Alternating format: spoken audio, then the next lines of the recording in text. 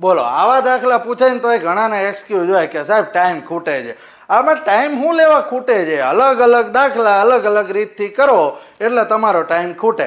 આમ એક જ રીત એવી કરવાની ને કે ભૂકા કાઢ નાખે. ટકાવારી જે બધું હોથી પતી જાય. મોટા ભાગના દાખલા હોય આન્સર તમારો હોથી પતે. ઘણા ઓપ્શન ઉપરથી કરવાની આદત પાડે. આ ઓપ્શન ઉપરથી કરો ને આ દર્શાવી દે કે ઉપરોક્ત પૈકી કોઈ પણ નહીં એટલે વળી પાછા ગણવા બે. આ બધું માઇન્ડ ચાલવું જ ન પડે. એક્ઝામમાં આપણું માઇન્ડ જઈએ ને એની પહેલાંથી સ્ટ્રેટ હાલવું પડે કે એક જ રીત આપણે ગમે એ દાખલો આવશે પહોંચી વળશું. અહીંયા આગળ શું કીધું છે? કોઈ સંખ્યામાંથી હું કીધું એના 60% બાદ કરવાના એટલે 60 બાદ કરે. હવે ગમે એ સંખ્યા હોય પોતે હોય કેટલા ટકા? 100% હોય. 60% બાદ કરે કેટલા ટકા બચે? 40% બચે. 40% કોઈ સંખ્યા નહીં છે એ 60 છે તો હવે કોઈ સંખ્યા પોતે શોધવાની છે તો 100% કેટલી થઈ જાય? આના કરતાં 2.5 ગણી. તો 60ના 2.5 ગણી હોય તો કેટલા થઈ જાય?